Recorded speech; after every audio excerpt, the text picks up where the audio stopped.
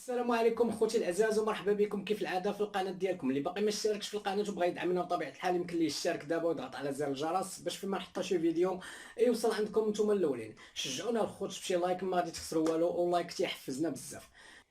كما شفتوا اخوتي في هذا الفيديو هذا، يعني الهضره اللي قال منطقيه اللي قال المغودي الصراحه، لان المدرب ما بينش بانه مدرب، يعني ما كاينش انسجام بين اللعابه، فرقه شحال متشادها واللعابه يعني لعابه محترفين، لعابه في المستوى ديال المنتخب المغربي خاصهم مدرب في المستوى، لان ما خلقش انسجام بين اللاعبين. كما تنشوفوا تلقى اي لاعب عندنا هو مهم في الفرقه ديالو تيلعب رسمي، ولكن تتجمعهم في المنتخب ما تيعطيونا والو.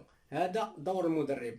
دابا ان شاء الله غنشوفوا وليد الركراكي، وغنشوفوا ان شاء الله واحد التحسن في المنتخب، يعني 100% وليد الركراكي ولا يشد المنتخب، والا شد وليد الركراكي المنتخب غيكون المساعد ديالو عادل رمزي، وبجوجهم تبارك الله عليهم عطاو الشيء الكثير للمنتخب المغربي، وبغيناهم حتى في التدريب ان شاء الله يعطيونا الكثير. المهم الخوت، وايضا كما قال المغودي المنتخب واخا تاهل لكاس العالم، ولكن هذا راه ماشي انجاز ديال خليل وزيش، لان ما تلاقيناش مع شي فرق في المستوى.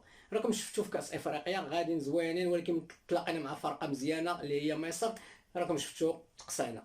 هذا هو اللي كاين اخوتي في هذا الفيديو. نتلاقاو في شي فيديو جديد ان شاء الله. ما تبخلوش علينا بالاراء ديالكم في التعاليق، وايضا ما تبخلوش علينا باللايكات، واللي ما مشتركش بطبيعه الحال يشترك دابا، ما غادي يخسر والو. السلام عليكم.